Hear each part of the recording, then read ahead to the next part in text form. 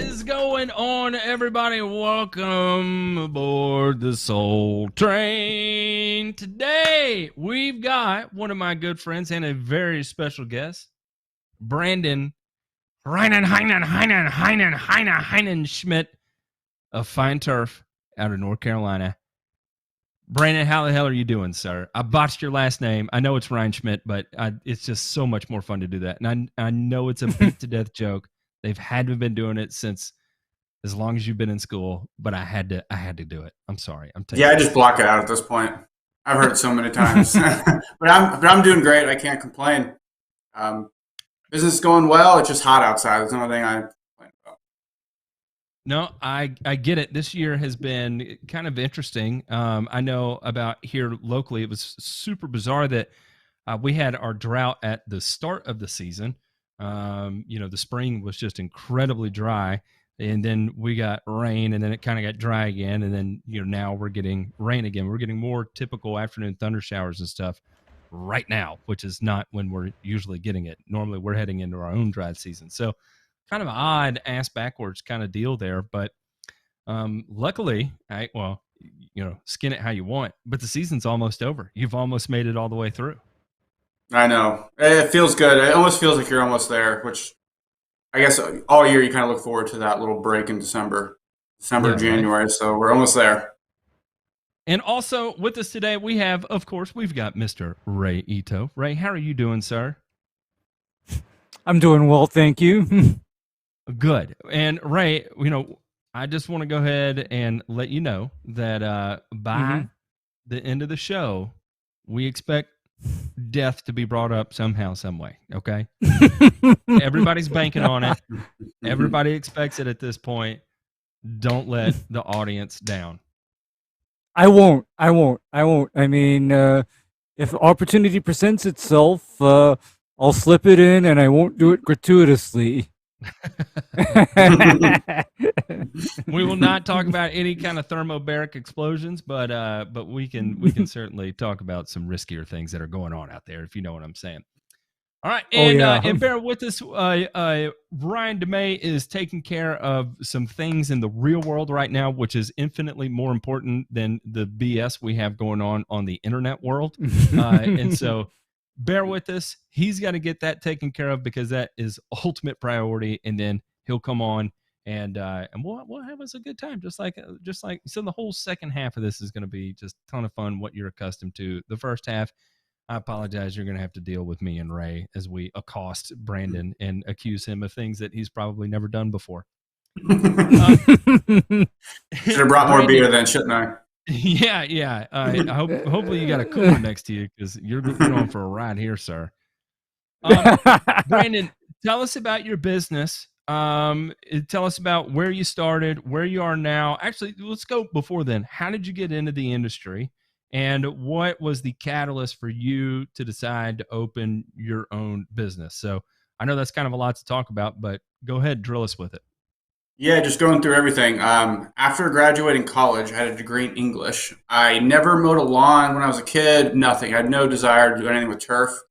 And then I moved to Vermont randomly. I started working at a golf course during the summer. And after about 2 years of being the guy who's on the weed whacker, raking bunkers, I actually started to enjoy what I was doing and the science behind it. So I went back and did the online thing at Penn State for a turf degree. And after that, it was become assistant superintendent. Did that at 3 or 4 different golf courses, and I loved it. If I was 25 and single, I'd probably stay in the golf course world. But when you have a wife and you want to have a life, and not work 90 hours a week for low pay, you decided to start thinking about something else. And that's when I decided I wanted to start my own business. So we actually moved to Charlotte about 4.5, 5 years ago at this point for the sole reason of starting a business. And that first year, I worked for a large national company to kind of understand what the business side was and what spraying lawns was all about, because I'm just so used to the golf course world, which is a complete 180 from what I do now. So I worked for a national company for a year while starting my business on the side. So I was working 8 to 3 for them, and then from 3 to it got dark, I was spraying lawns, fertilizing. I was even mowing. I was taking mulch jobs, doing basically whatever I could do. quit my full-time job, 1 year into that, and then just kind of went after it. First full year, I was still mowing and landscaping, just trying to basically pay the bills. And then after that year, I cut everything off and just became fully spraying, fert and squirt, aeration and seeding. And 5 years later, I have one employee, probably going to hire two more in the next 4 months. We have 520 accounts, and I couldn't complain about anything. Everything's going well. So let me ask you here. Can you say the name of the company you work for? Yeah, it was actually called Naturalon. Okay. So it wasn't a True Green. And they did things obviously very different. But I still learned a lot. I was actually, in that year that I was there, having a turf background, he was kind of somewhat grooming me to be the branch manager. So I got to actually see, it wasn't just I was spraying lawns. I got to see him using Real Green and routing and using how much he paid for products, and kind of got an idea of the business side of things, which was my goal. It wasn't just to get out in a truck and spray lawns. I want to see everything. Yeah. So that was super helpful to me. What was the, I guess, culture shock coming from golf to lawn care? What was the biggest culture shock moment of residential lawn care? I think the biggest culture shock, and it's what I almost have to employ in the business, is like the 80-20 rule. On the golf course, it was everything had to be perfect, right? Greens, fairways, tees, everything had to look good. If you need to spray a fungicide at 8 p.m., you're going out there. Whereas in residential, you don't control any of the water. You don't control the mowing. You don't control any of that, at least in my business and typical most business in my area. So letting go of the control and accepting the fact that I only control maybe 1/3 of what happens on the grass, and I got to be okay with that whole 80-20 rule of we'll do the best we can, but this is not going to look like a fairway or a green. And that was a culture shock to me of not having all of the control. I think one of the things that stunned me the most was the pace. Going from golf to True Green, and at True Green, it's all about speed, right, and volume. And I mean, there was never a moment to think about what you were doing. If there was any kind of thought process that was going on, it was while you were doing something else, right? You didn't stop and think, look at something, analyze it, try and come up with a game plan, formulate it in your head, communicate it to someone else to make sure it sounds like not bullshit, and then act on it, right? It was like, you're here, jump out of the truck, flip on that PTO, grab that damn hose, and run to the far corner of the backyard, and you're looking at everything you can along that march to the backyard, And that was it was just so intense. The speed portion of it was, and the demand for efficiency. You had to be incredibly efficient, even like hose management when you're moving, when you spray the backyard and then you're coming to the front, making sure you're not wrapped around something or caught in a tree or something like that, right? That those little bits of efficiency that take a good technician and make them a great technician, right? There is still the result aspect of it, but it's also the efficiency piece of it, and how much can they get done in a day efficiently and still provide a good result. And being groomed in that kind of capacity I'd say that part of it was probably the most shocking for me, at least.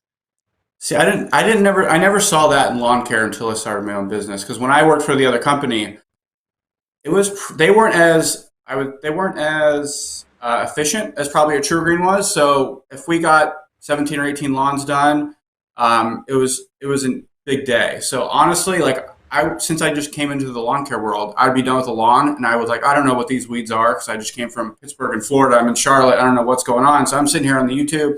I'm sitting here on Google looking at all this stuff in between visits. I didn't have that rush of lawn to lawn to lawn. But when I started my own company, and I would put, didn't know how to route things, and I just put 28 lawns for the day, and I had no idea what I was doing. I had to obviously make sure I got through them, and I was running through them. But that first year with the other company, I guess I luckily didn't experience that, because it allowed me time between stops to actually analyze what I was doing. Because for me, the golf course world was the hectic part. As an assistant, I was cutting cups, hand watering greens, checking on the crew, all while trying to stay ahead of play. And I was flying through there for the first 4 hours of the day. So that first year in lawn care was a break for me. But now that I own my business, I feel like I'm back to that hectic stage. There's no doubt about it. You know, I think about you know, when trying to train employees to operate in that controlled level of chaos, the complexity that that takes. Yeah. And I firmly believe, and I could 100% be wrong on this, and I've seen enough people out there on the internet that say, you know, oh, you can turn a C employee to an A employee, and you know, you got to do these kind of personal development steps with them. But in my opinion, and you know, I'm a head case, self-admitted, you know, plumb nuts here. In my opinion, you either got it or you don't. And you can show them and you can explain it and be the leader and the shining light and the example, but it's either going to click with someone relatively quickly or it ain't going to happen at all, and you got to move on from it. Did you experience that, or are you experiencing that right now with hiring? So I feel like I always get lucky in life. The guy I hired, he's 48. He ran a tree and shrub program for another company for 6 years. He actually came from golf, has a turf background. Um, his wife is the breadwinner, so he literally gets to do a job that he just likes doing. And he goes out there, and while he may do things different than I do, and maybe I think I do things better than him, he goes out there and does things better than I do. So I didn't really have to train him that much. So I know that that's going to come up in the next few people I hire. I don't think I'm going to get this lucky over and over again. But so far, it's been great, and I can't complain about it. Ray, how would you grade your controlled chaos through the workday on a scale of 1 to 10? How would you rate yours? Okay, 1 being, you know, that shit crazy, to 10 being everything is under control. I typically rate myself, you know, anywhere from a 7 all the way down to a 2. 2 would be the day when something unanticipated or unexpected happens. Like a piece of And equipment breaks? That doesn't happen, Matt. That doesn't happen. That doesn't happen. I'm talking about more like, no, it's more like the unexpected surprises, like a lawn crashes or somebody's irrigation system does something unplanned. But fortunately for me, that kind of doesn't happen very often because my main feature is that I am a control freak. Okay? I'm a control freak, and the reason why is because I don't like surprises, and that's just my life. I don't do well. So I don't do well from a 7 to 10.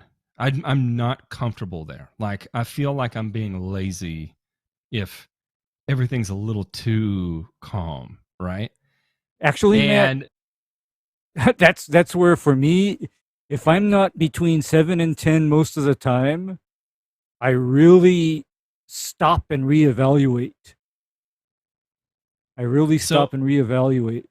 try to put so much on my plate, I don't have time to stop and reevaluate, because then I'll get distracted and just like completely move on to something else. And I would say, like, and when I say move on to something else, I mean something really catastrophic, like I'm not going to do turf anymore. I'm going to move into diamond refining or something, you know, like I'm going to figure out how to make jewelry or go blow grass or become a hacky sack player or something like that. So I need a good bit of chaos to keep me engaged and just distracted from the noise around me, so I can stay hyper focused on what it is I have to do. And so it sounds backwards. I don't know. That may be calming to some people, but I mean, it is. Like, to me, like, that is actually, I feel like I have more control if there's more chaos going on the outside than there is I don't know what I'm trying to say. I have no idea what I'm saying, Ray. No, I feel the same way. I get it. Yeah, I feel the same way. I feel like if there's chaos, it forces me to kind of focus more. If I don't have that chaos, my mind wanders, and then I start thinking about all the other stuff you're talking about. Yeah, Branden, didn't we have a conversation one day when you were like, I'm not having fun right now, or something along those lines? Yeah. And it was, I think I was in a similar situation where I was saying some very encouraging things to like, screw it all. And you know, part of it was, I think a lot of it had to do with that group, you know, kind of mentality that was taking place at the time. But you know, it's funny that. So, all right. So you go from that, and now are you having a lot more fun with what you're doing than you were, say, 3 years ago? For me, I think I am, but it's a different type of fun. So I do enjoy being on lawns. I do enjoy the process of evaluating a lawn, walking around on it, talking with the customer. I never enjoyed the actual application of the products because to me that was kind of boring. Once I knew it was in my tank, what I was doing. I didn't really like that part. Now, most of my job is talking to customers, coming up with a plan for the lawn, and doing that kind of stuff. And I definitely enjoy that more than just putting 20 lawns on the schedule and just banging them all out and then doing the same thing 4 or 5 days in a row. That to me just it burnt me out. So now I get to kind of pick and choose what I want to do. I've had to learn a lot of different skill sets, but I do enjoy it more. There's no doubt about it. There's something, it does become monotonous. I got to say, like, during the spring, I enjoy treating lawns in the spring when it's nice outside, it's cool in the morning, and, and you're racing to hurry up and get your fungicides down, and it's no problem to work till dark. Of course, it's only getting dark at like 6:30 anyway, right? And so, you work till dark, and that last 2 acres that you do, nobody's coming out and talking to you. Everybody that walked their dogs already back inside, and you got 10% battery left on your phone, and you play your last 3 songs, and you're done, right? And you're like, man, that was a very fulfilling day. It was beautiful. I enjoyed it. But there's something about like right now, where the lawns are past their prime. You're in that in-between stage where you're getting ready to seed them, or for Bermuda, you're losing your light, right? And so there's a natural kind of decline and slowing growth that's taking place. They don't have the same color that they did. You kind of get some weird variations in them. And of course, I think the customers are a little more hostile too, right? Because they're getting their 6th bill of the year or whatever it is. And then they see you on the lawn and they come out and they're like, what am I paying you for again? Or, they have a bad day at work or something, and fought with their spouse, and then that gets passed on to you. And it's 97 degrees outside with a heat index of 102, and somebody just asks you why they're paying you. And, it's harder to keep that in check. Like, for me at least. Yeah, I completely agree. Is that not where you want to like, look at someone and your eyes crossed and you're like, listen here, you son of a bitch. I don't want you to ever talk to me that, like that's the voices that are going on in my head, and externally I have to be like, I was here to do your next application, and this is actually going to improve things. We're losing light, but it's going to get better. We're going into dormancy, and once we get into dormancy, everything's going to be good. And they're like, oh, okay. And they turn around and go inside. Oh, man. Thank you. Please get out of my face, kind of sort of thing. It's that burn in the back of your brain that I don't miss that at all. Yeah, I think the summer months from May to end of August is definitely the worst part of it. You're like you said, you reached your peak. You're kind of almost just trying to hold on or go downhill, and you're not making a ton of improvements in most of the lawns unless it's a new customer and you're just trying to renovate the thing or just burn a whole yard off to get all the weeds out. You're just holding on to what you got, and it's hot outside. You're kind of getting cranky. So I completely agree with that mindset. Ray, how do you handle those situations when somebody comes out and says that? Let's just get this out of the way, so everybody knows where you stand. You really want to know, Matt? Yeah, I might as well. You know what I tell people when I first meet them? I tell people I don't terminate people over money issues, but I will bounce people in a second if they have a short memory on me. If they develop a short memory, they're gone. And that's my bottom line.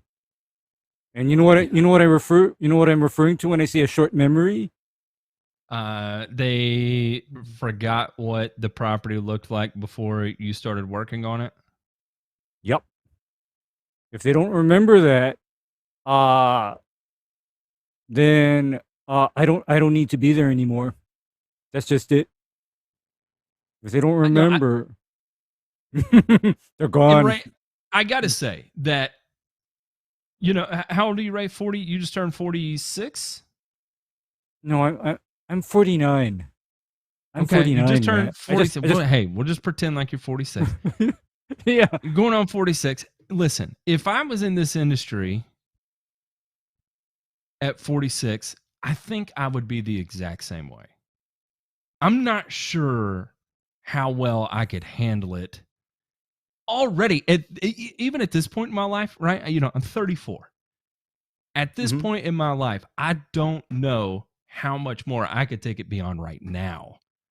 And the big thing for me, and I've said it before, being called the lawn boy, right? That is the one thing that would make my head pop off of my neck. That would be like a no-go for me too. And oh, by the way, you think I was ornery and terrible now? I was already like that in my 20s. I'm not surprised. No, I was already ornery, and that orneriness was kind of fostered by my former boss. Because there was one time when the guy stood up for me. Here's the situation. I was treating a lawn because of just epic broadleaf weeds. It was Tiftdorf. It was in the winter. And this lawn was already on the edge because it had not been fertilized. It had been constantly mowed low, and again, no fertilizer. And here I am dropping Super Trimec on it. The grass didn't react very well to that treatment. And guy calls up the office all hot-headed, pissed off. He said, "Hey, your guy killed the grass." And the boss calls me and he said, "Oh, so what happened?" And I told him, I took a look at this lawn before I started treating it, and it was obviously stressed and it looked like it needed fertilizer.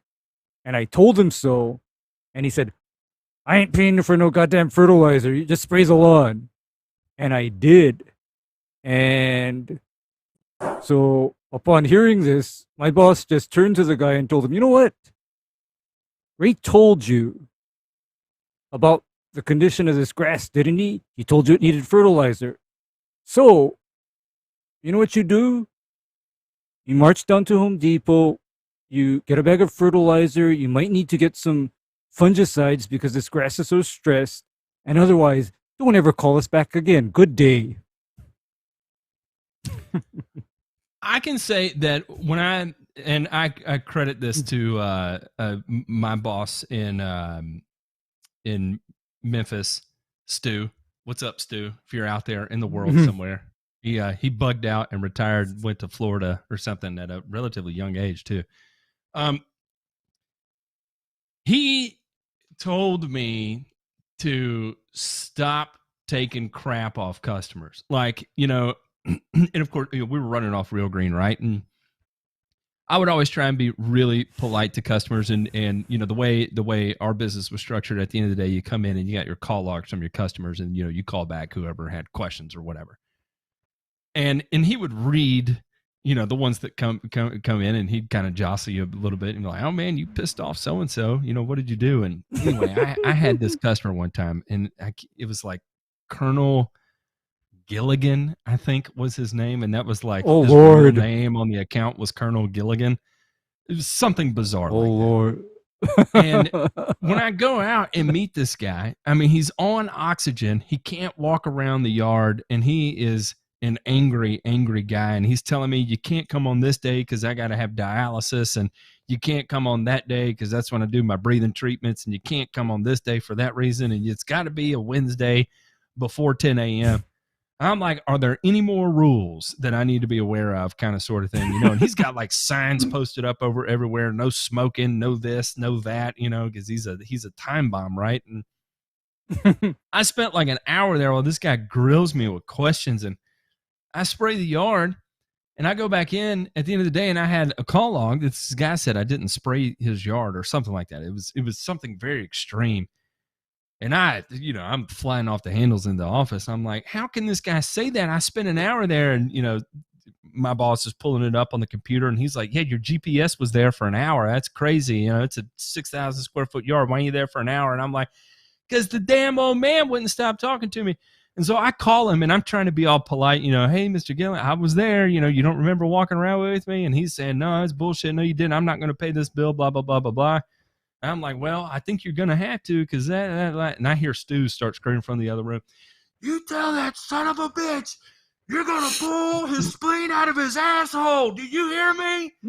I'm like, listen here. I will pull your spleen out of your asshole. You're going to pay this bill. Do you understand? And that was the first time like I realized it was okay to defend myself working for another company, right? Because otherwise, I just let this guy push me over and be like, okay, I'll credit it, you know, blah, blah, blah, blah, blah. You know, I don't want to get too, but Stu taught me to stand up for myself. Otherwise, I never would have in that scenario. Branden, why Charlotte? That's what I got to know. Why Charlotte? You're from Florida, right? Yep. And then you went to Vermont. Well, right after college, the girl that I was dating actually was from Vermont. So I moved up there, moved back to Florida. So we moved all around. And then with my wife now, she had lived in Florida her entire life. And it was between Charlotte and Pittsburgh. We chose Pittsburgh for a year because we're like, why only move to Charlotte? Let's just go up north again. She had never seen snow. So we moved to Pittsburgh for a year, and she just didn't like it. So that Charlotte was like the second choice.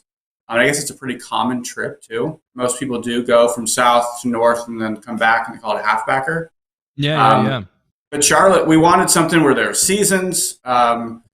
She likes the heat. I like the cold. It just kind of worked out. I knew this was a great market for what I wanted to do. And the stars just aligned, and we just said, let's go. She didn't have a job lined up, and I basically was like, I'm starting a business, and let's do it. I think literally the first day I was down here, I was passing out flyers for the business.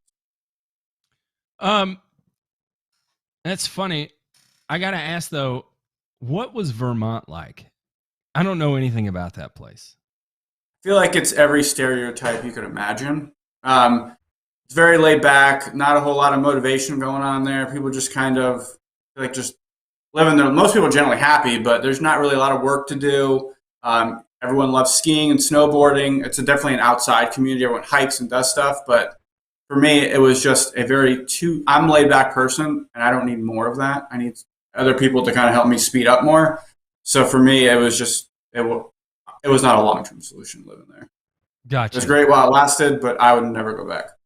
Did you get into things like crystals and horoscope reading and that stuff? Like when I think of Vermont, and I don't know where this comes from, but I feel like that's what you do in Vermont is like you line your rocks up, you study your horoscope, and you definitely met people that did that kind of stuff. That was not my cup of tea, but you definitely started to meet a bunch of people who did that, and it wasn't just that they did that was normal. It wasn't like people that from there don't think that's weird. I'm like, this is normal. Like, yeah, you don't do this? Yeah, I was the weird one. Wow. Yeah. And where are you from in Florida? It's Fort Myers, Cape Coral, so it's about 2 hours south of Tampa, so it's Southwest Florida. Okay. Yep. All right. And so you didn't start any of the golf stuff till you got to Vermont, right? Yeah, I had a degree in English and didn't even know we had a turf program, and just randomly was applying for jobs, and golf course happened to be it. All right, let's talk about your setup now, and I'm bringing this up because Steve Willie brought up a great point. give me an idea of what your truck build out is so I can either scrutinize it or give it a high five. So the hardest part, I think, for we talk about this a lot for you guys, Charlotte, because we do so much aeration and seeding. And we have such tight streets that trailer is a non-option for us. So right now, the plan is every other truck is a 14-foot bed dovetail with a spray rig in it. You can pull off during aeration and seeding, and then you can drive your permagreen, your stingers in there, and then every other truck is a dedicated spray truck, like a gram spray truck, 3 tanks, 3 reels, 3 pumps. And then the idea is that during aeration and seeding, the guy in the spray truck would hop in with this guy on this truck, and they would be a 2-man aeration and seeding team. It's kind of what we have figured out maybe is probably the best route to go, because those spray trucks are so versatile, but when you're aerating and seeding, they definitely don't do you any justice. So that's kind of what we're doing right now. Do you run half-inch hose? Is that what that green hose is? Yeah, Yep. Oh, 400 feet, a half inch. Oh. Yep. Why do you do that? I don't know. I guess I'm not out there anymore. But we are replacing that, so we will go down to 3/8. But yeah. Oh man, dude, your tech is gonna be like this. He's gonna be like, you're an asshole. First off, you are a son of a bitch, making me tote that hose around. Ray, what do you think about half-inch hoses? Okay, Matt. In the 1990s when I was doing those high volume applications at high pressure, I had 5/16 hose from Japan. 5/16. So 5/16. That would be 6/8. So 5/16 is a little bit smaller. So that's nice. No, that's small, but then because of the size of the hose, that is why I had that Japan triplex pump pushing 500 psi to also maintain the volume at the other end of it. Sounds like a fogger. Wow. Are you just misting everything at that point? It wasn't a mist. It was a coarse but high pressure spray. It was a coarse but high pressure spray because it was a nice blast. But it could it would get materials into the turf because in the 1990s I didn't have the systemic insecticides and fungicides that we have now. Good point. I didn't have that. So like for armyworm, back then I'd be unrolling the hose and laying down either 7 diazinon or Turcam or orthene. Doing a little carbaryl at 8 quarts an acre kind of sort of thing. Mm-hmm. Yep. 7,4-L at Brandon, I'm so happy to see you have the appropriate color green on the back of your truck, so we don't have to have that conversation. You still own one? Oh yeah, I do. I got it in my garage right now. In fact, I fired it up not too long ago and went and sprayed some Tribute Total where I got some Dallas grass coming back. I got like 3 or 4 spots of it, and I was like, well, I might as well ride around the permagreen. And of course, it started on the second pull, so no issues there. What pumps do you run? So I have the GNC piston pumps because Golly, you and Russell skip over the guys who always said those. So that's what I have them put those on everything. Yep. The only thing we have left to do is get you in some UT orange, and you are going to be. That'll never happen. Oh, this son of a bitch here. This son of a bitch here. The GNC pumps are great though. Do you not like it? Or yeah, I've never had any issues with them. So yeah, that's why I put them on everything so far. But then again, I don't have as much experience as you guys, but I've never had an issue just putting oil in it and changing out that's it. Yeah, I mean, really, that's it. You change the oil in it, and maybe if you dump a bag of rocks in it. And I always tell people that, when I'm fanboying for GNC, and it's funny now, even in industrial applications, this is a true story. In the industrial world, the sales channel is somewhat similar to having a distributor in lawn care, right? Like you go there with an idea of what you want to buy, but you end up leaving with something totally different and you're not sure why it's on your truck after all. It's kind of the same thing in the industrial world where you're trying to buy something. In this instance, I was trying to buy a new pump, but I wasn't sure exactly what kind of pump I needed. So I asked for their expertise, and I kept being sold these double and triple gear pumps. And it's a very bizarre pump design. And, it does not like anything other than like a very, very pure, clean liquids, right? So if there's any sort of impurity in it whatsoever, you're just going to wreck this gear pump. So, and I'm like, I really don't want to replace a gear pump with another gear pump because that's what failed on me before. And the internals are so expensive. Like, for, I can't remember how many gallons per minute it was. It was, maybe like 20 gallons a minute or something. And it cost, I don't know, like $1,000 for the 2 gears that go in it. And, mind you, they're like 4-inch gears like this, but they're perfectly machined and all this stuff because they have to lock in together. And I was like, you know what? I'm not paying $1,000 for pump internals, and I'm obviously going to destroy this again. I was like, I'm going to call GNC and see, can I run a GNC motor off, a GNC pump off an electric motor, right? And see if they can give me the specs to have the right RPMs and all that. And, I installed that damn GNC pump, and it is the most highly functioning machine we have in our building right now. I love it. I think they make a superior product in the pump world. And for all you people out there that are considering getting a first skid sprayer or even a next skid sprayer, test it out. See what you think. It's not going to be raise 500 psi high pressure thing, but not everybody is doing that either. Can you run it that high? I never have. Yeah, yes, you can. And you know what? All this talk about GNC pumps is making me miss my spray rig from the 1990s because, Matt, I told you, that was the Maruyama triplex piston pump, which for all intents and purposes is a clone of the GNC pump. The GNC pump is a clone of that Maruyama pump. And you're making me jealous because right now I'm running a Hypro D50, and I noticed that it struggles at higher pressures.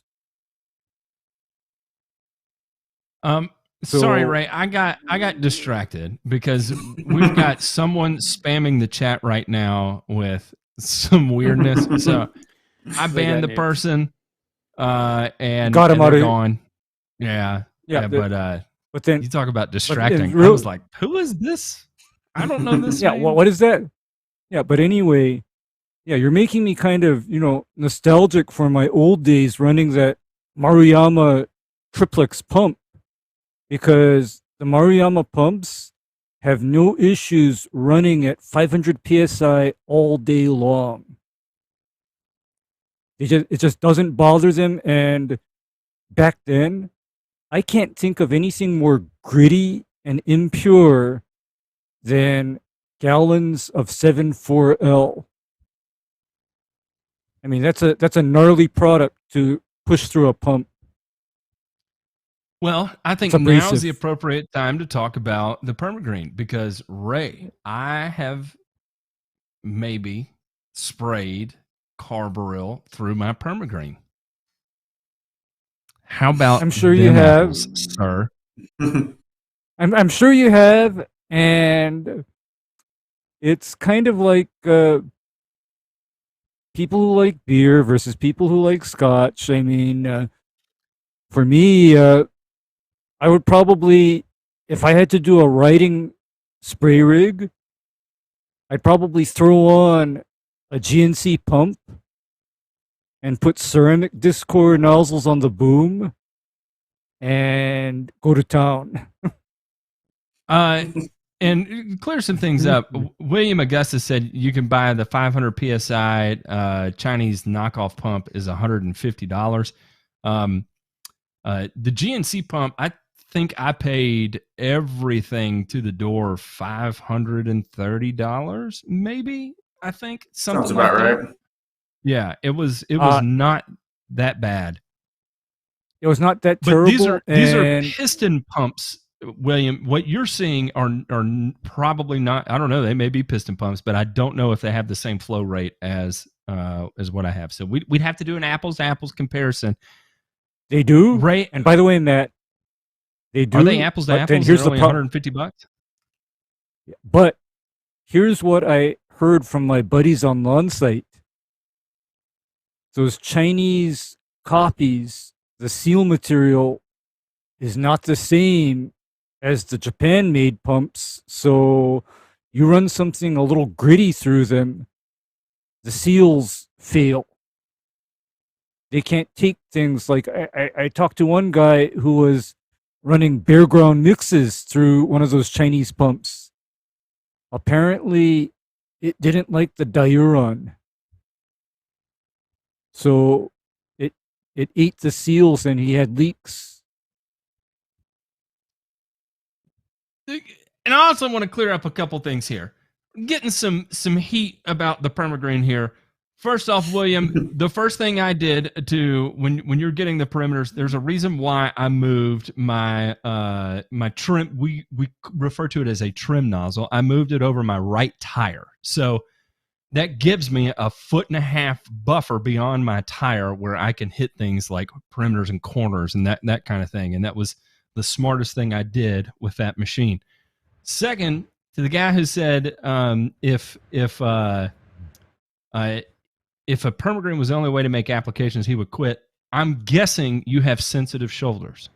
This is going to be my guess. And if your shoulders are too sensitive to run a permagreen, we've got bigger issues at hand there, Hot Rod. We're going to have to do some push-ups together, sir. So I'm just saying. The one excuse I will not take from people about a permagreen are their shoulders hurting. That requires us to do push-ups. And we have to make eye contact the whole time, regardless of the jokes that come afterwards. Yeah, because I don't know what would be so bad about that, because I guess on areas that are not exactly accessible to my skid sprayer for whatever reason, I then have to go portable. And if you have sensitive shoulders, good luck with that. Definitely toting around an 80-pound backpack all day.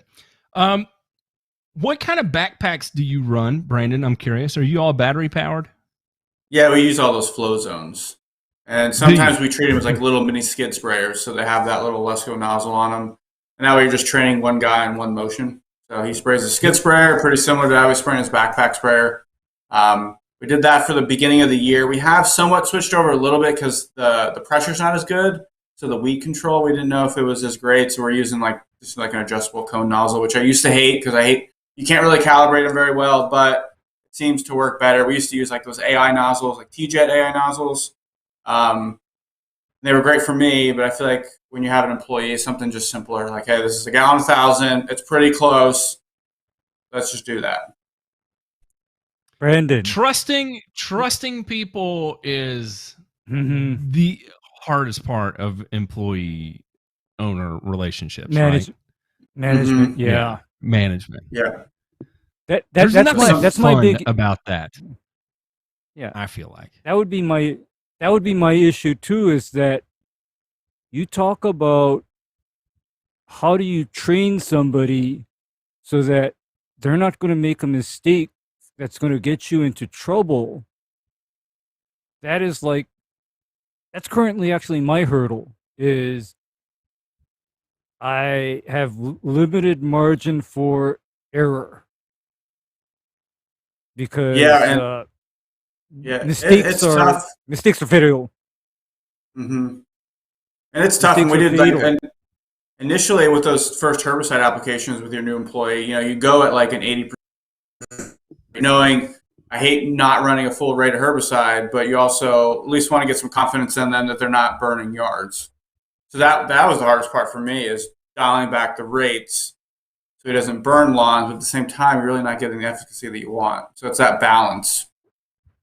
Well, and I've worked with Go ahead, Ray. We were mumbling all over each other. Yeah, well, I've worked with and advised, bigger operations than myself regarding, applications, and what I've told them is, if you want to teach a guy how to spray, I recommend that they do it with something like liquid nutrients or micronutrients. That way, the cost of a problem is not as great as a hot fertilizer mix. And then the worst that'll happen, and what will become very instructional for that trainee, is when that trainee sees the alternating, green and yellow that's created by an uneven application, and then you can show them the next week and say, you see this? This means that your application was not as even as it needed to be because it shows up. And even if you have, like, say, double applied areas, then oftentimes that'll show up as green areas that are even greener. So, you can point to that, and then that's an example of something where a problem does not have a severe consequence to it in most cases. Just my 2 cents and, experience over the years. Branden, let me tell you one of the things that would happen to me every year with bringing on new employees is they would come back at the end of the day and there would be 40 additional gallons in the tank that had been sprayed than they were supposed to spray. And that would get, or it would be vice versa, right? Where there's 40 additional gallons that weren't sprayed, that were supposed to be sprayed. And I think both of those induce equal amounts of anxiety. I don't know which one is better or which one's worse, but it is gut-wrenching. Yeah, I've dealt with that a few times. And one of the things I've learned too is, like, keep it simple, stupid, right? So typically a 300-gallon tank, if you're going out 2 gallons 1,000, you're doing 150,000 square feet. Well, there's days you're like, man, it'd be nice to get 180,000. So let's drop it down to 1.7 gallons, like drop the pressure nozzle down. Well, now he's spraying on 2 different pressures, and the next day he does the wrong pressure and he either sprays too much or not enough. And that was so, but as an operator, I just do whatever I wanted out there. I knew what I was spraying. I knew my calibration. I knew all my PSIs. I could just tell by the way it looked. But when you have someone else doing it and you're trying to, one day you're spraying at this PSI, the next day you're spraying at that, it gets confusing. So just trying to keep everything super simple. Not because they're not smart or they're not that they're dumb or anything. It's just it can get confusing. You take it for granted, I think. You have this amount of experience and you take it for granted. Yeah. And, think about it too. Like, this is where I would have to tell myself to slow down sometimes. Those spring days, you get out on the first yard, it's 6:45, it's cool, everything is right. And man, like, you're energized up and you could literally spray a 5,000 square foot yard in 90 seconds, right? And you have to tell yourself to slow down because, like, adrenaline's pumping, whatever, you had, you're whatever. And you get out there and, just blast through the whole thing. And then you're back on the truck and you're like, wow, that was entirely too fast. And that took a while, even for myself, to get beyond that and be like, okay, slow down. Or, I'm going to crank the pressure up on this because, I'm feeling like hot sauce today. Mm-hmm. And you always calibrate in the morning, so you're calibrating like you're full of energy, or if you ever do like a weekly calibration or something, but you're not calibrating for it's 95 degrees outside, it's 3 o'clock, you have 3 lawns left, and you just want to go home, and you're either sluggish or whatever. So even a perfect calibration doesn't account for all that stuff. Well, oh dear, Branden Reinschmidt. This is Ryan DeMay. This is Branden Reinschmidt.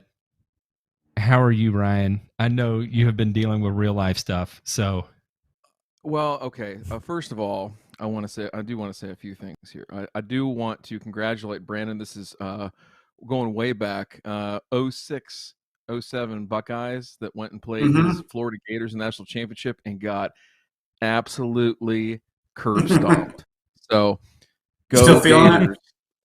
Oh, I feel it every day. I can still remember Teddy Ginn running that touchdown back. There's like 14 minutes and 50 seconds to go in the first quarter, and that was literally the high point. That was literally the high point. So, I'll say this for the Ohio State fans out there, and especially for the people that hate Ohio State, right? Is old coach Woody Hayes has a saying. He says, "There's nothing that cleanses the soul more than getting the hell kicked out of you." And boys, that night, old Herbs, he had our number. So hey, I'm a full Buckeye fan. I'll admit defeat when it happens. So at least it wasn't like losing at Iowa or Purdue, right? So we got that going for us, right? It was at least a worthy team. So yeah, I'll say that. I want to explain a little bit of my tardiness here. So Ray, I got to confide in you here. You'll understand this, right? So I was out working the other day, and I got caught in this really bad rainstorm outside, right? Some might say a tropical storm almost. It was really heavy, okay? And my feet got soaked. I mean, like absolutely soaked to the bone. So a few days later, I wake up and I look down at my feet, and there's this like cottony, almost looks like mycelium on my feet, and I don't know what's going on. Oh Lord! I'm really freaked out, right? So, the first thing I think is, well, maybe it's athlete's foot, and it would be disingenuous for me to say that I do anything athletic with my feet, just as it would be to say if I take care of my lawn, I know how to run a golf course, right? So what do I do? I go to YouTube, right? That's where I go to get my information. And, I look up some stuff, and I find some stuff about, white stuff on lawns and how it came there. And I'm kind of embarrassed to tell my wife. So I tell her, well, hey, she's like, you got some kind of funk on your feet? What's going on here? And I said, well, I've been washing one foot every day. I've been washing one foot every day, and I've been washing one foot just 3 times a week. And that could be something that has to do with it.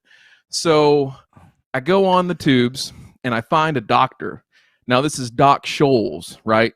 Anybody who's a doctor on YouTube really knows their stuff, right? They're going to have the cure for what you need. So I go on, I find myself a doctor, get old Doc Scholes, and you're right. You know what? I don't know if it works for what I'm doing, but I know it works and cures just about everything on feet. So what did I do, Matt? Boom. Tough actin, tenactin. I'm ready to go now, right? Because I've got right off the old YouTube link, tough actin, tenactin. So I'm just going to end this real quick, this little thing I got going on here, and just say that if you know what I'm talking about and you found that funny, thank you for being a subscriber or a Patreon member, which J-Pink, go ahead and plug that real quick. And if you found that funny but don't know what I'm talking about, please go ahead and join as a member, right? And get on the Patreon. And if you know what I'm talking about and you didn't find it funny, thank you for your $4 a month. I'm going to go take it and have a Coke and a smile. Ryan, that was such inside baseball. I mean, that was like, it couldn't have been any more inside baseball than that. I'm glad you're getting to enjoy Keystone now, by the way. After somebody will know. Somebody will know. Somebody will know that. Somebody knows. Somebody knows. Branden will explain this in the show after the show. We're probably not going to get too deep into it while on air because it could ruffle some feathers. Okay. So Ryan, I know you kind of missed the first part of this. Applicator, Charlotte. You've got aeration and seeding coming up. I'm curious, did you lock in your seed early? No. I don't know if guys, so I don't know even how that works. I don't know of anyone here that locks it in that early, and if they honor that, even if it does get locked in. But yeah, we got crushed with seed this year. DeMay gave a funny look there. It is not common down south. You do not have your you don't hear about this.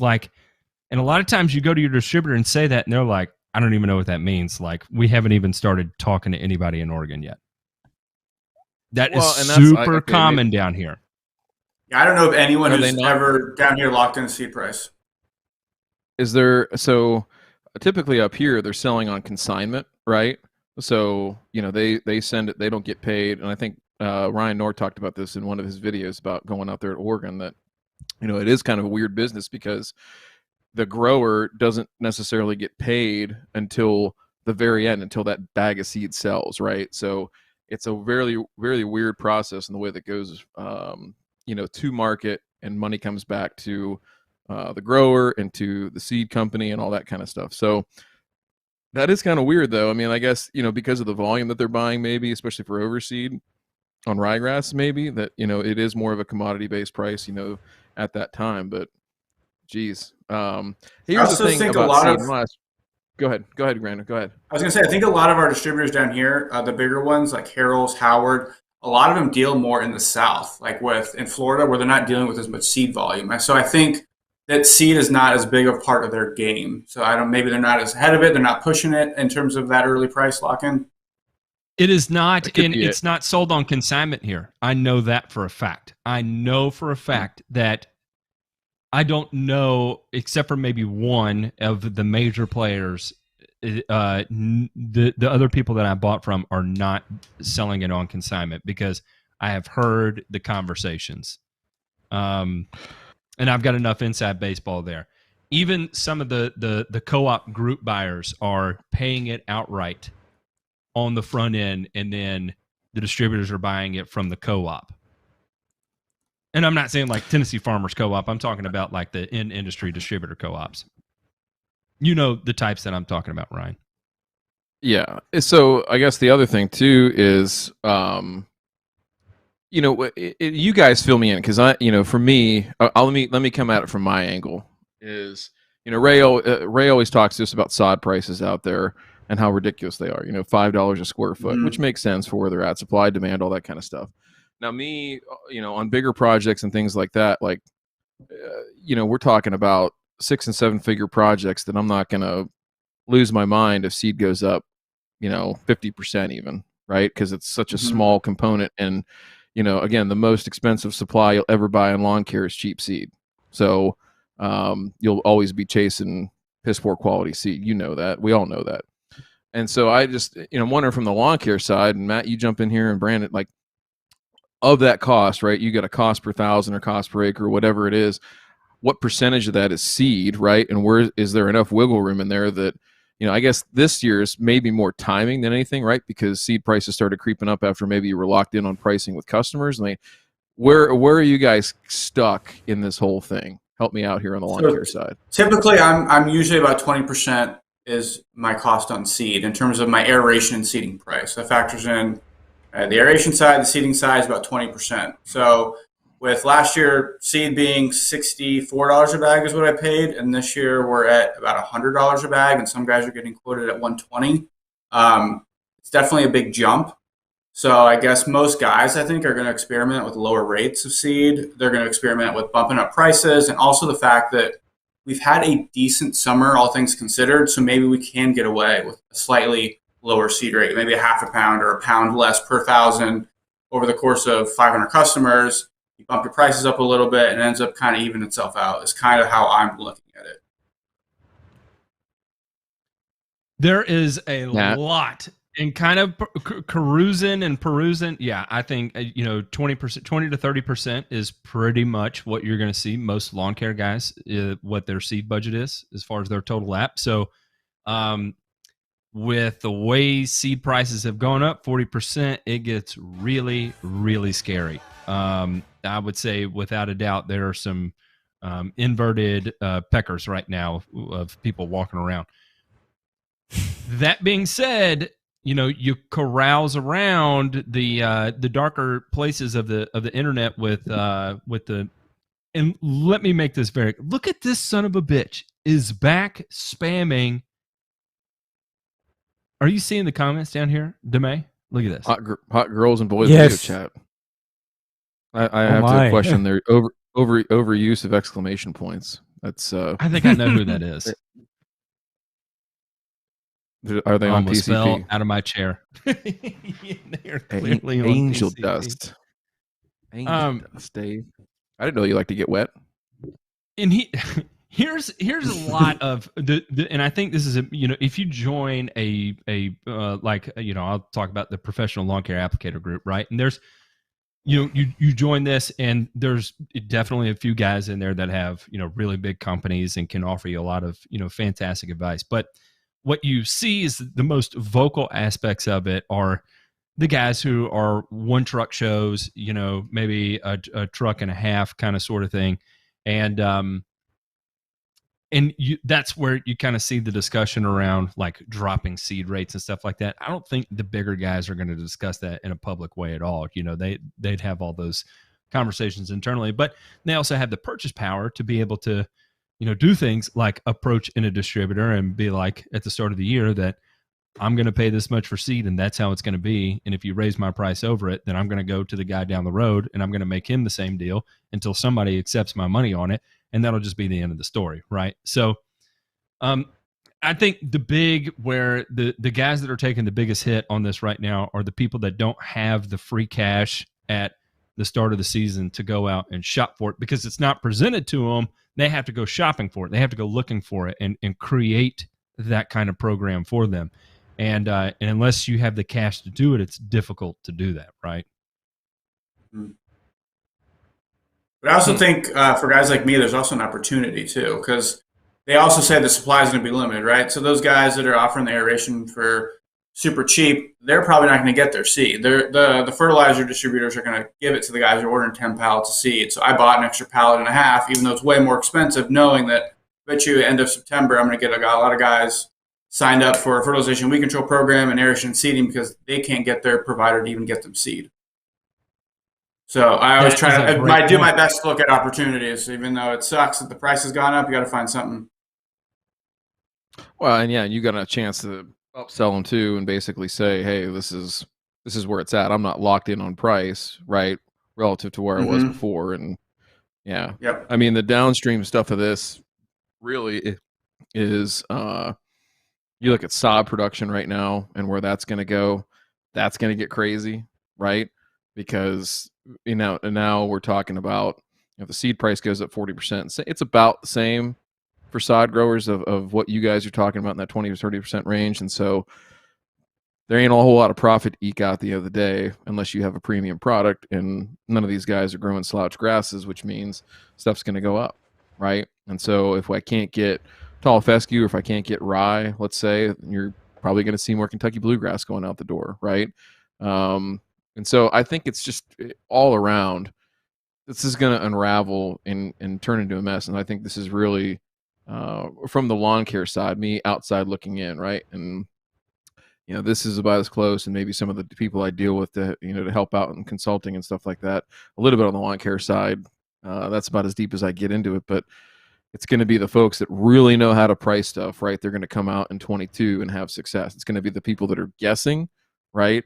And not knowing what their results are, not being able to back it up and say, hey, listen, guess what? Yeah, for fine turf, you're going to pay 25% more, 40% more for that seeding job. But you know what? Here's our results from last year. Here's our competitors' results.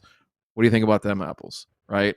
Because I'm sure you guys are growing great grass. And so that is also going to be something I think that sticks in the mind of consumers, is just how good can you grow in that new turf. So something to consider, something to think about. But I don't know. Branden, it's not going away. A couple of questions here. Of course, everybody wants to know what seed you're going out with this year. But before then, they said, give us the plus or minuses of the Stinger. What do you think of the Stinger aerator? I honestly can't think of any minuses right now. I mean, it fits in the 48-inch gate in terms of my business. So it fits in gates well. The plugs there's the time pressure. So you can, increase the pressure on hard ground. You can decrease the pressure when it's wet outside, so you're not making a mess. Obviously, it seeds everything really well except for the edges. So if you, like in Charlotte, we have a lot of 7,000 square foot lawns with a lot of landscaping, rocks, stuff like that. A lot of the edges you can't hit. So you still got to hand seed the edges. So you just can't be lazy with it and just run the Stinger over the seed box and skip all the 6 inches around all the edges. It's haven't had any breakdowns other than a few flat tires. Definitely worth. I would pay way more than they cost now to buy them, even though they're more expensive than the competition. It's like one of those things where it's like, as a lawn care company, I try to provide a better service for a much higher cost. The Stinger's the same thing. It's like, I'll pay whatever it is because it's the best thing on the market. I don't really care. That's interesting. All right. Now, what seed are you going out with this year? So this year, as much as I would love to go to Southern Seeds or one of the big guys like that have probably the best seed out there, their quote was insane. So I'm using my local distributor, Howard. I mean, they do good seed. I reject anything that's not 0-0. So my guy knows that. And like, if he comes in and tries to drop off something that's not 0-0, we reject it. But it's just typical three-way fescue blend. But I would love to go on with Southern Seeds this year. Pricing was insane. I need to because get triple threat Chris, was what I was looking for. I need to get Chris and Pat Irwin on this show and tell them I said that. I would love to have them on. I won't fight with them. I promise, not too vocally, at least. It would be out of love, not out of anger. And so put that out there to them. Next time you see Chris, tell him I would love to have him on the show. I'm not going to be. I'm playing golf with him tomorrow, so I'll let him know. Perfect, perfect. Tell him to bring Pat on too, and Pat can be extremely passive aggressive, and we'll have a fantastic time. That goes way back, by the way. It's super inside baseball there. So those two guys, they work for Howard's, and I have a very sharp ability of making distributors angry. And boy, did I get into some real doozy with those guys for no reason at all. I mean, I would just pick a fight to pick a fight. Another question here is, are you seeing fert prices up 25%? And if you're not, are you prepared for that coming? Because that is coming. From what because we're mostly liquid, and most of the stuff I bought was in the spring. From what I'm seeing now in terms of like starter fertilizer, what we bought for $16-17 a bag is now about 20. So I would say almost 20%. That's what we're seeing. I obviously expect that to keep going up. Apparently, every time a new price comes in, it's always 10 cents, 25 cents extra. So I think it's just going to keep going up. Yeah, and I would say someone like Howard's is probably sitting on some pretty good commodity contracts to be able to, they're probably holding DAP that was bought before the big price increases that have shown up over like the last month. So, one thing to keep in mind right now, and this is, more so just for the listeners than everybody else, is that over the last 4 months, not even that long, over the last 3 months, fertilizer prices are year over year are up almost a minimum of 50%. So, urea right now is landing from, a distributor that is bagging, just straight urea right now. You can expect to pay a wholesale price of somewhere around $800 a ton. If it's a U-Flex or a U-Max, you're going to be at $1,100, $1,200, $1,400 a ton. That's just the way it is. If you're buying just DAP right now, you're paying over $1,000 a ton just for DAP. If you're buying MAP right now, you're probably paying $1,100, $1,200 a ton for just MAP. Get ready. 0060 potassium chloride, muriate of potash right now is being sold by the 50-pound bag. If it is right now current commodity price, you're paying almost $1,000 a ton. So to put that into perspective, that was about $500 a ton, and now it's at $1,000 a ton because of the tight supply and the production that's coming out of the mines right now. It's next to nothing. So if anybody out there is not experiencing it right now, get ready. Get on your A game. Understand what changes you're going to have to make or what you're going to have to stay on top of. And if you don't understand the numbers in your business, Branden, you made a good, or Ryan, you made a good point about people who understand how to price things will be successful moving into this.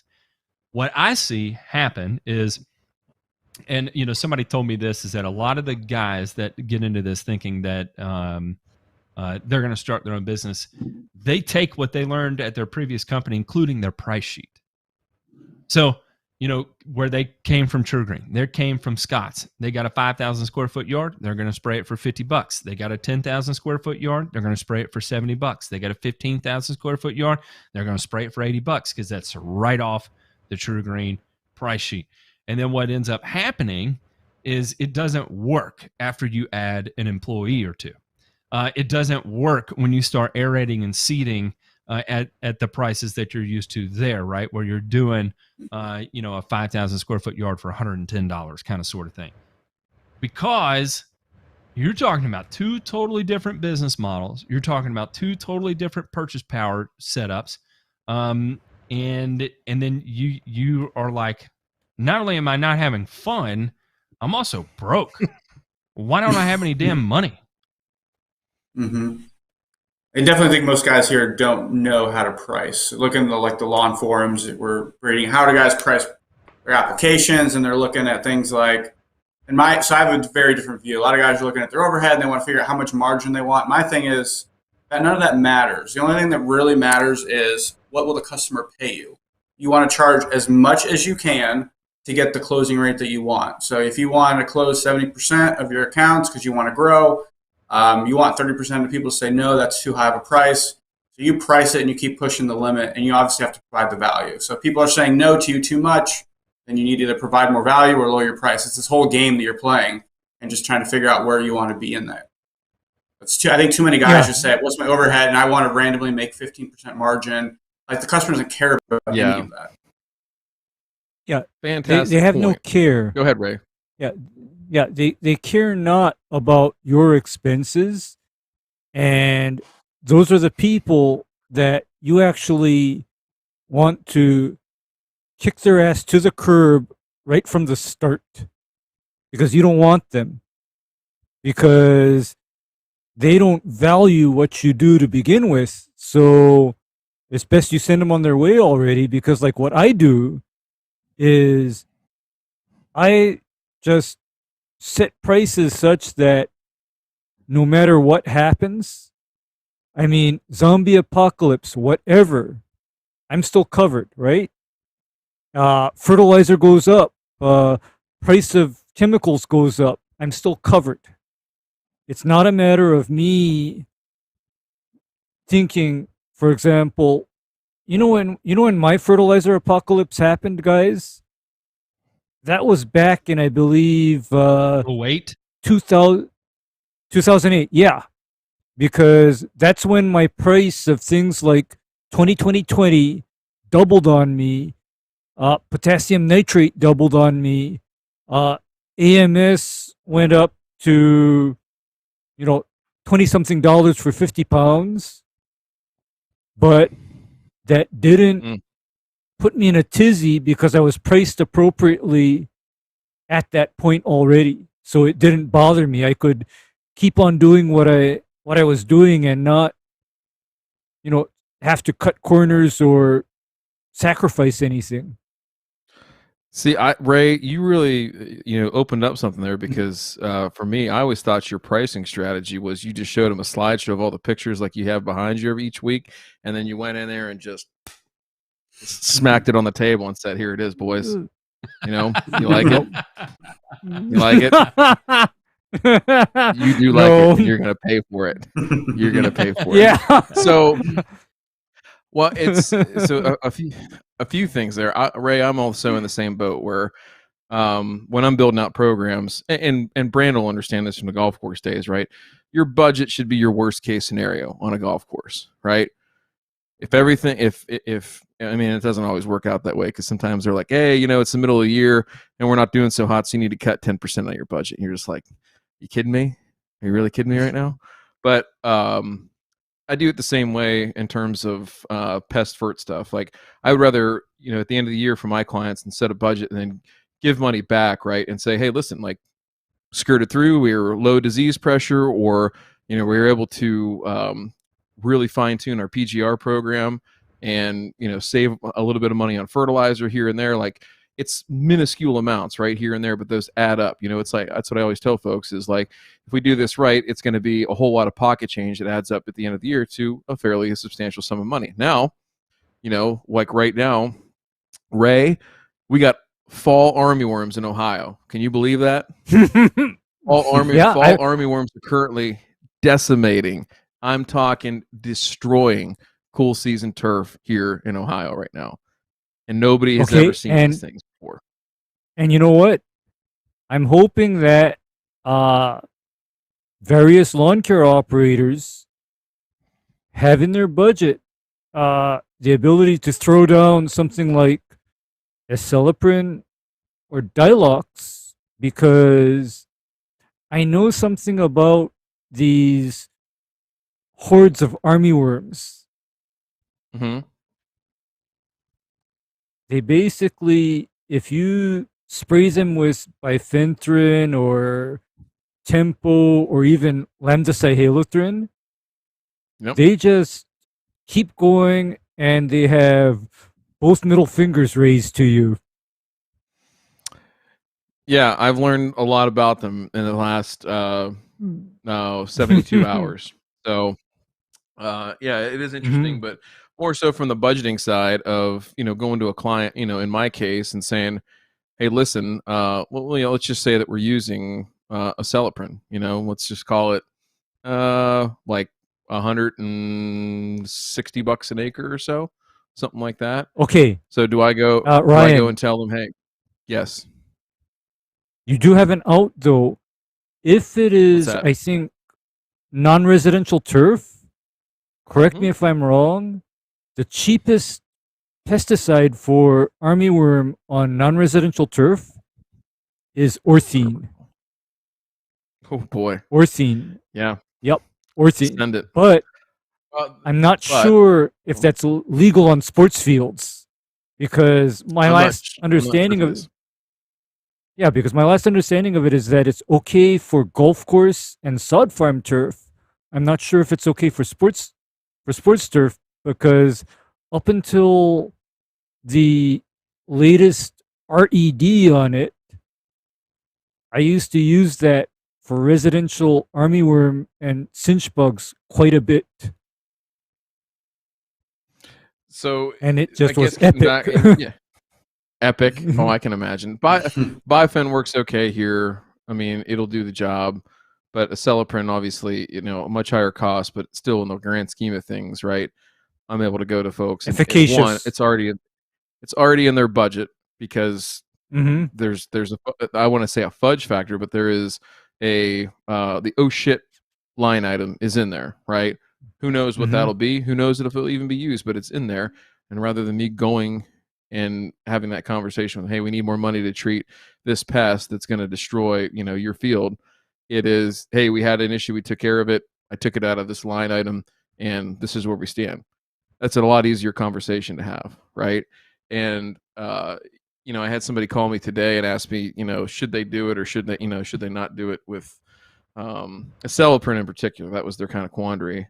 And the conversation went, well, let's say 2-acre field here, $160 an acre, $320, or especially with seed prices, what's it going to be to overseed, and what's going to be your success rate in season of doing that right now? Or let's just say that it's absolutely devastated and you don't have time to grow it back and you got to go out and sod areas and things like that.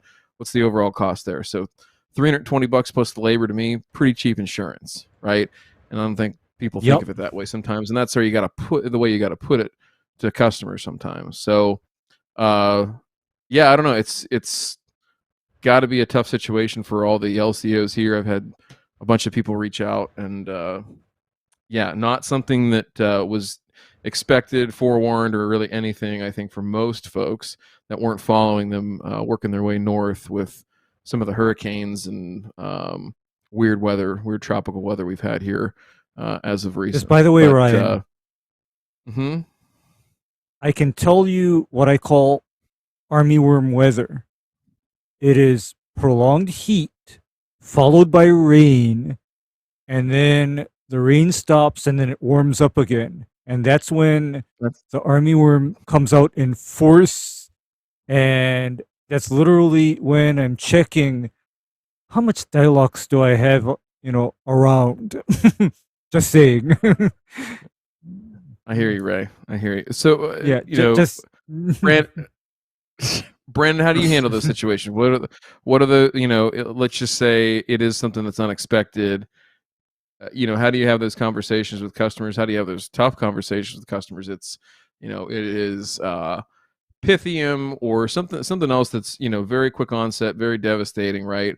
to either on the front side of it try to prevent it, right, and let them know of, here's the risk to opportunity, right, and on the backside, let's just say it does happen. How do you have that conversation? Say, hey, here's what happened, and because I think it's a tough one. I think a lot of people approach it kind of sheepishly sometimes when it's something that's so quick like that and so devastating. And I find that a lot of times being honest and upfront. But what do you see in your business? So it's funny you bring up Pythium. I was watching one of your guys' past videos as well, where you guys were talking about leaf spot and Pythium. I think it was maybe Paul or Nate, where you're talking about a fungicide program and as an LCO trying to cover all these diseases, and it's almost not. It's not possible at scale, right? Maybe if you had 50 lawns, you could be scouting for Pythium and you can do all this stuff. But how we deal with it, right or wrong, is we have 50% of our customers have a fungicide program. They pay for it, and I call it a brown patch disease program. It's not a we cure all disease program.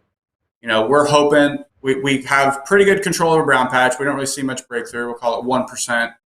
And we have maybe 14 days of gray leaf spot coverage. So between 14 and 28 days, that's a tough situation for us. And then Pythium is the big one. And it typically, I would say 99% of the time, it happens on a recently renovated lawn or a newly sodded lawn in the spring. And by the time a customer tells you, their lawn's already wiped out, right? So I definitely am honest with them. I tell them what's going on. But at scale as a company, it's just, I don't know what we can do about Pythium. And I would definitely be curious about any kind of answers. We do have mefenoxam on the shelf, but by the time we're called, what are we going to do? It's just, unless someone wants to pay for fungicide ops every 14 days, and even then you're still probably going to get Pythium breakthrough. I just don't know that there's a good way to deal with it other than just being honest and saying what the issue was, tell them it was actually disease, not just kind of like lie to them. Like some people say, oh, you just overwatered. Well, no, that's Pythium. You had a big giant rainstorm. The drainage grade's right there. You can see the flow of water. Everything's just decimated where the drainage grade is. But it is a tough call, and I'd be curious to see if you guys had any advice for that gray leaf spot and Pythium window when you're not really covered. God, I mean, there's, we always talk about, disease triangle and all that stuff. And man, short of cutting down trees or something like that, or installing a fan, and even that sometimes isn't enough. I mean, this is golf courses, right? Let alone in a home lawn situation. It is a tough, those are two tough diseases to do a ton to control culturally. Now, gray leaf spot, a little bit with fertility on the front end of the summer, and, just be really mindful of weather conditions when they do present themselves. And I guess with Pythium, the same thing is like, you're right. At scale, it'd be tough to bounce around to, 20 disparate accounts that are all over town just to cover them with mefenoxam or phosphites or a combination of both. Like that's just, it's not a very profitable model, even if, they're in for it every 2 weeks and all that kind of stuff. So, unfortunately, if it were me, and again, I would look at just like a golf course, right? So I've worked at some places that just didn't have the budget to spray mefenoxam like everywhere that they would want to, right? So you'd go do drain basins and wooded holes that didn't have a lot of air movement and things like that.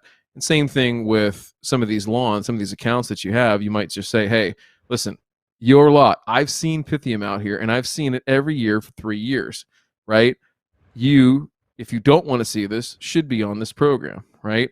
And then you tell everybody else leading up to that, hey, listen, we'll scout, we'll do whatever, we'll try to keep historical records of what we see here and offer that opportunity later on. And in the meantime, there's no sense in paying for, nor can we provide the service of being here at your beck and call every time it gets hot and wet together in Charlotte, North Carolina, which is probably very frequently. So, on the approach of everything, I think we've talked about this on here before, but my whole thing in lawn care is like low, medium, high. And I think that's where you were going with your program is, I'm reading because I typed this out for somebody one time is, the low one is just pick the baddest MFer you're going to deal with and just worry about that. Right.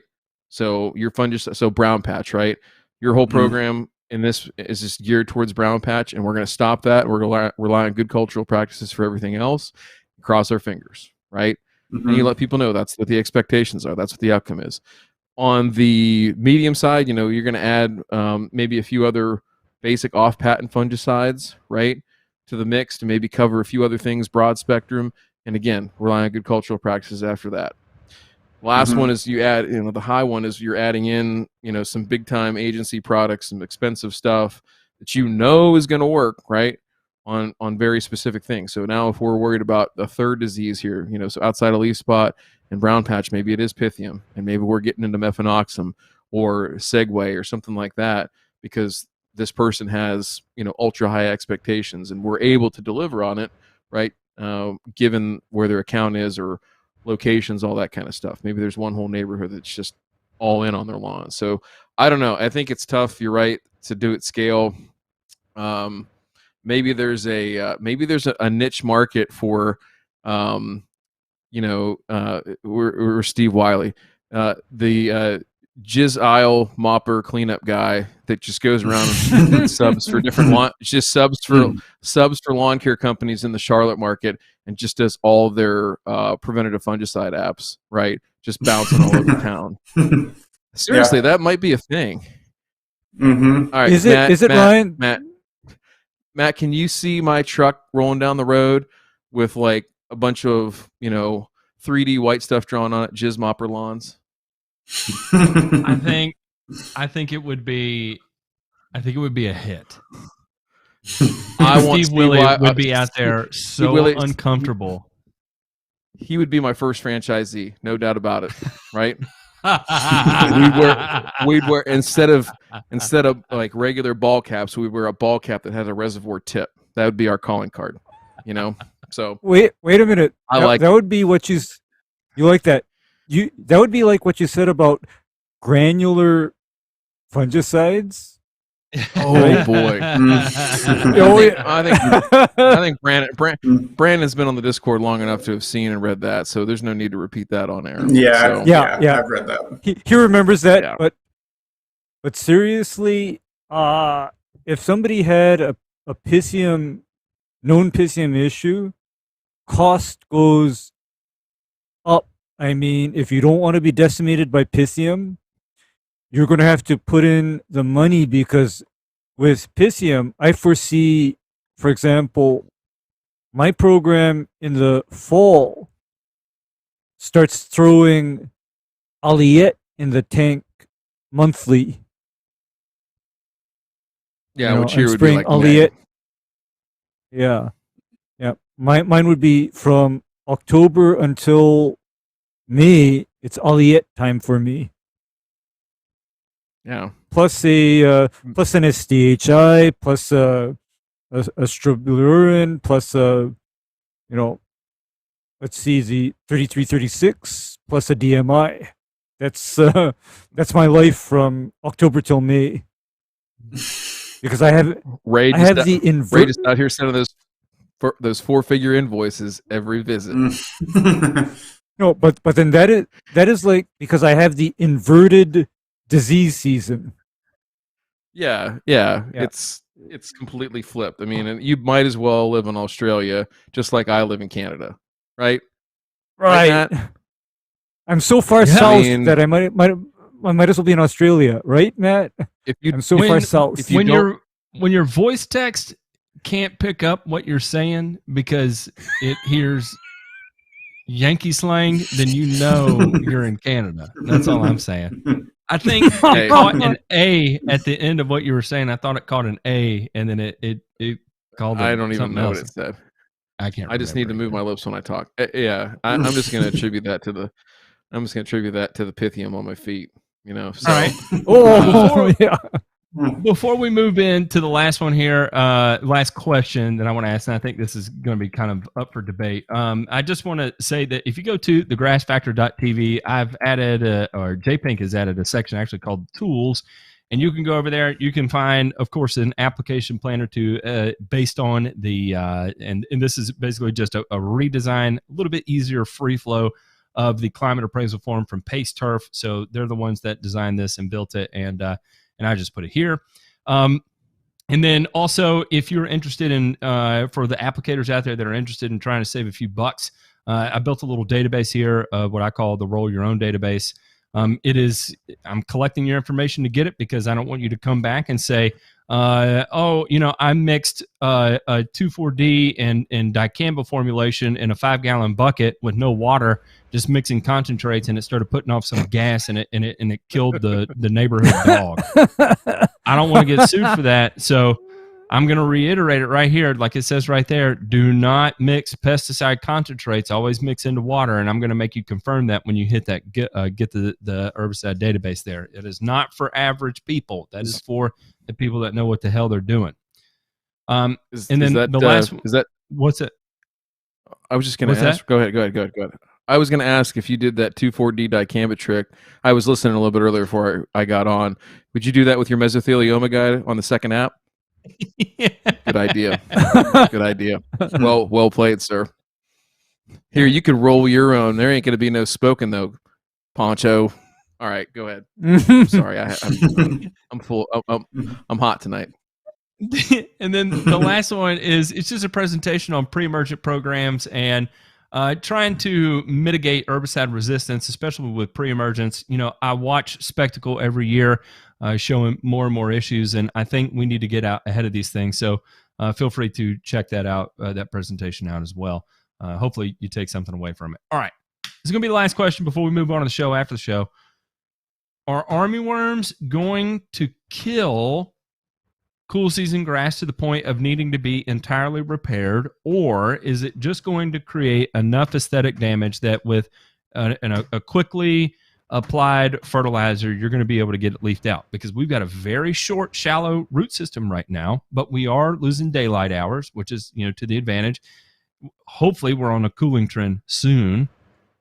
Is the grass going to recover, or is it going to have to be fully reestablished? Whoever wants to take it first, go ahead. I want to hear opinions and theories. All right, my Yankee ass will go first, right? I think this is only the second time I've seen these things, right? And I'm going to tell you, like, the populations I've seen. I don't know, Ray. Tell me if this is right. So I'm out. I know that they're here, right? Go out and do a soap flush on a couple areas, and a few pop up, like nothing crazy, right? And then I go over to some areas that were not treated preventatively with Imprellis way back when, and the populations are higher. And then I walk over, there's a synthetic turf field like right next door to this, and I'm not kidding you, boys.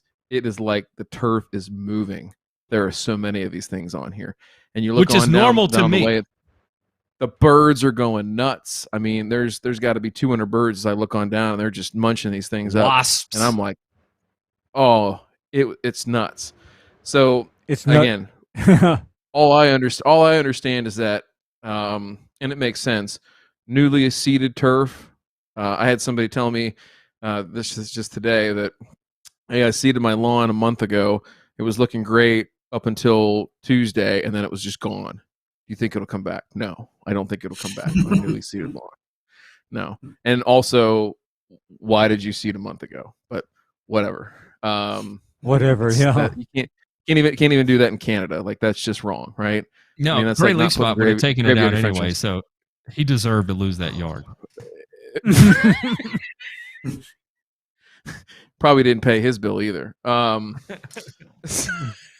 I was thinking, I'll have to ask that question later on the after show. That's more of after show content. But yeah, I think unestablished, from what I understand and what I've been told of people that have way more experience than I do with these pests, that you should be okay for the most part. As long as it doesn't get to the crown, and then just like grub damage, Ray, right? We want to make sure that we continue to hydrate that. So when it's on unirrigated turf, it could be really tough to recover. But if you're irrigated or you can get water to it, keep that crown hydrated and let it push more leaf tissue back out. You got a fighting chance. Branden, what have you seen down there? Is this a major problem in the Charlotte area? I mean, how much do you deal with these things, and what are the worst case scenarios you've seen down there? Yeah, in the last 3 or 4 years, they've definitely been a big problem. I don't see them because we do put out a Celeprint, and the biggest problem tends to be South Carolina. We're on that border of North and South Carolina where we have all the Bermuda yards. We don't typically see them in fescue. It doesn't mean they're not there, but typically the summers are so harsh on fescue here. When you're trying to go fescue in 95-degree heat, sandy loam soil that we might not get rain for 2 weeks. Usually lawns don't look the greatest here in the summer anyways. So I think a little armyworm damage is probably not our biggest concern on fescue or cool season grass. We'll usually just see it all down in South Carolina. But I've never had an issue with it, but a lot of people don't spray. Celiprin definitely are fighting it right now. And in the golf course world, when I was down in Florida, we always did everything preventatively. So we always saw some. Like in the morning, we'd go pick up the tee markers, and they're always underneath the tee markers or something. We'd always see them there, but we never really had any issues down there either because everything was preventative. So Ray, just real quick, I was going to say I read on the NC State Turf Files that for the most part, if it is established, it should recover. But I'm just throwing that out there hypothetically. I don't know. I've never had to deal with them in cool season grass. Only warm season. Go ahead, Ryan.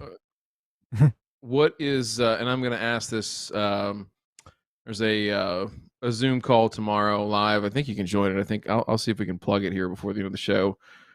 People can jump on there. But the chief turf entomologist for Ohio State, real smart guy, nationally renowned. His name's Dr. Dave Shetler. He's been fielding hundreds of calls. He's going to hop on and just talk people through what they should do and everything. But one thing in talking to some people is, what's your take on what would be the activity of a loft on these in particular? And the reason I ask that is some people have gone away from a celiprin because they're getting you definitely get better control on chinch bugs and bill bugs here, right? Mm-hmm. As a preventative insecticide. And so some people are asking the question, hey, I didn't use a celiprin, but I used a loft. What do you think? And I'm not sure. I'm sure he'll have to answer that question tomorrow, but nobody really knows the answer right now. So any thoughts on that? Okay. My standard mix for spraying armyworm is Dilux and Arena. And Arena is clothianidin, which is the other half of Aloft, because Aloft is a premix of bifenthrin and clothianidin. And here's the thing about clothianidin. It is a rather active caterpillar killer, although it is rather hard on bees. But as a caterpillar killer, I do like it, and it actually offers a certain measure of residual control for, future generations, because the typical experience is that people may spray bifenthrin, but the bifenthrin doesn't stay around long enough for the subsequent generations to be affected. So I actually would, empirically look for something like Aloft. The other one that I liked for treatment of armyworm and an actual, emergent infestation was FMC's Triple Crown. Have you ever heard of Triple Crown, Ryan? Yes, I have. Okay, because Triple Crown is imidacloprid, cypermethrin, and bifenthrin all in one bottle, and that's a very hot mix because cypermethrin is actually one of the standard insecticides for application to cotton for bollworm. It works that well on caterpillars. So interesting. You've got a very strong caterpillar killer in Triple Crown. That's interesting. But, I know that, but then clothianidin. So go ahead. Yeah, the clothianidin though, that just systemically acts, later, because clothianidin on caterpillars is not a contact insecticide. it has to be systemically absorbed first and then eaten. And you're right that the big knock against Arena, it came out, on turf 15 or so years ago, something like that, right? Mm-hmm. And Mm-hmm. it was sort of the ball buster that got you through, especially on grubs. And again, it was strong on bill and chinch bugs, but then Acelepryn came out, way safer. And the thing that clethoanidin or Arena got a bad rap on is the bees. You're right. Like, it is particularly harsh on pollinators. And so something to consider there. I don't know. I've it's one of those things that we've, I don't want to say we've been spoiled, but imidacloprid, is a solid product, has been for years. The bee issues aside there, I think they're probably less so than what with imidacloprid than what clethoanidin is, but it's all lumped in with the neonicotinoids, right? And so it's going to get a bad rap no matter what it is. Doesn't matter what the chemical is, right, within that group. So I just wonder, right? So we get onto Acelepryn, and now it's kind of changing the strategy in terms of bill and chinch bug control, and now throw in fall armyworm. So, do we just go out there and spray bifenthrin and out of our ears every 2 weeks and try to clean up everything? Yep, exactly. And then you know what you end up with, Matt? You end up with what they've got in Mississippi, right? And points around there. Bifen resistant fall armyworms, right? Oh yeah, I already got exactly. I already got them in Hawaii. I mean, and actually, most Good luck. populations of armyworm here in Hawaii are rather resistant to pyrethroids in general, because guess what's sold to consumers? Either bifenthrin or gamma cyhalothrin granules. Because I get calls about people that they put down the bifen granule or else the cyhalothrin granule, and the armyworms are still munching.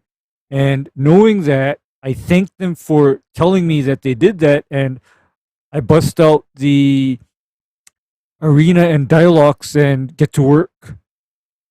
And that finally ends the infestation. Johnny Larkin asked here, why are the armyworms so bad? I don't know where Johnny's at, relative to the country. But Oklahoma. I do know Oklahoma. So what I understand, right, and I'm just reiterating what I've heard from people that are in the know, that because of some of the tropical weather patterns here that have blown stuff up from the Gulf, so the Gulf shores, and then points south of there into Florida. Damn you, Florida. That has taken, and I was reading an email blast that Dr. Shetler from Ohio State put out, and he said, this is no joke, he said that these moths, right, that lay the eggs that develop into these pupa that are now feeding, right, on our turf here, they can move as much as 500 miles in one day if they get caught up in a jet stream and get pushed up by weather or the jet stream in general. So you think about that and how that's going to vector these insects, much further north, right? Depending on where that's all moving, that's serious business. And so I'll be anxious to hear. J Pink, let me get that link for you, and you can share it out if people have time and want to join, especially us Yankee bastards, right? I'm one of the. And these Yankees better start thinking about that. By the time it's showing up in your area, these things have been sprayed how many hundreds of times with bifenthrin, right? It's true. So, I was reading something earlier. It was a published study where they were talking about how the later instars that show up as it moves up north have different degrees of resistance, even though it's all from the same year. Just the later generations are showing it in that cycle of armyworm activity. So, as warm as it is right now, we're still going to have armyworm activity for at least another 3 weeks, if not 4 weeks, if not a little longer.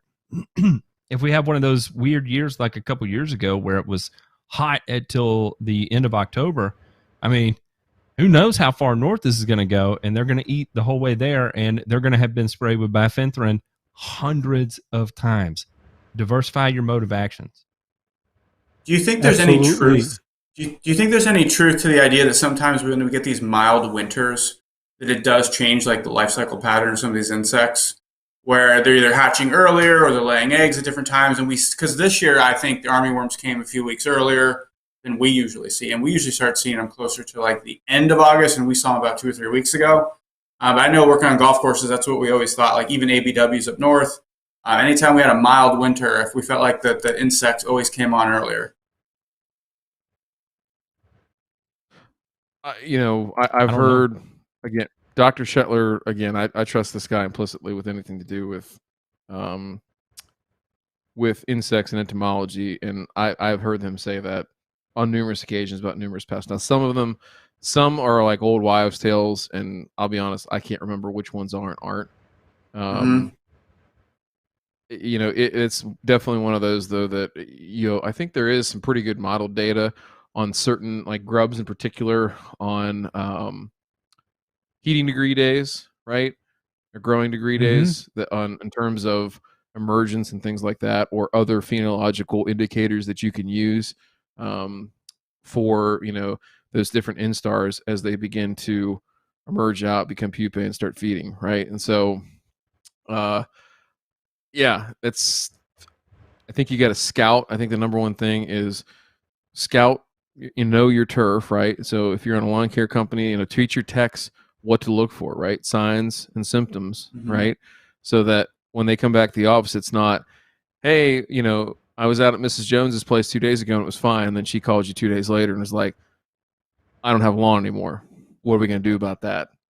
And so, okay, go ahead. Okay, because here's my last words with my customers is that they are to get a hold of me by any means necessary if they see birds congregating in their lawn during the middle of the day. I mean, I tell them, I'll scream at you if you bug me about other things, but the one time I won't get mad is if you call me when you see birds congregating in the middle of your lawn, during the daytime, because that is my sign that I have armyworm. So Ray's got that red phone, like they had in the old Batman show on television. It just rings. Yes, Commissioner Gordon. Yeah. That's actually. This better be about armyworms, or I'm gonna fucking kill you. No, it's actually no. You know what he answers it. He answers it in this real prim proper voice. It says, "Insect Death Squad Hotline, Ray speaking. How can I help you?"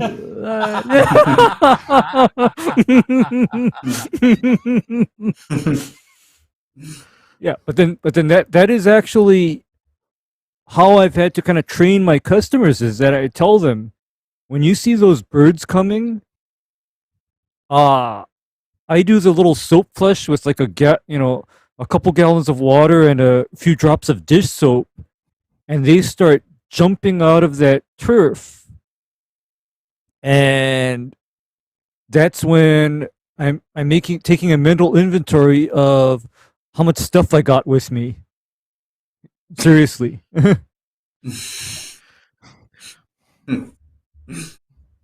Do I want to do this quietly? Do I want to do this slowly? Do I want to, really stick around for a while and watch these guys wiggle on the turf, right? Like, how am I going to do this? Ray is like the Dexter of turf, man. No, I'll tell you what. Puts out some plastic and. I tell you what, Ryan. If you spray Dialox correctly, they're jumping out of the grass in a few minutes. Yes. Yeah, I've seen that. It's I mean, if you have done it, and I'm sorry, but you can't do that at 40 ounces per 1,000 square foot. Doesn't quite work. Oh, Ray, what you don't know. What you don't know. That's true. That is true. Oh boy, listen. If I've done it with carbaryl at 32 ounces 1,000. I can do it with damn Dialox at 32 ounces 1,000. I don't want to tell you about all the dumb shit I've done, but you know what? It keeps it jumping out of the ground and that's one less step I had to take that day on my step counter, and I'm happy about that. It's funny though. Now, like I would be like, oh, I gotta get 10 more steps in. I don't know. All right, y'all. Let's wrap this up. Let's head on over to the show after the show. For those of you that are wondering what the show after the show is, let's give you a little bit of a rundown how it's going to be. We're going to be grown men there. We're going to say dirty words. We're going to say bad words. We're going to have a good time. It's just as much entertainment for us as it is for you. However, because of how grown man it is, we do ask for a couple of or an airport beer in order to get access to it. So you have to join the channel in order to have access to it. You hit the join button there, and you know, you got a range of different things depending on how much you enjoyed this content. If you enjoy our content, you would like to support us so we can remain independent. We don't have to take handouts from Syngenta and Bayer or whoever else will give us $1 to do this. Then hit the join button and become a sponsor of the content we produce. If you don't want to, no problem. It's no problem, no harm, no foul. If you don't like bad words and that kind of stuff, that's perfectly okay too. We love you still. But that being said, we're going to see you in the show after the show. Y'all have a good evening.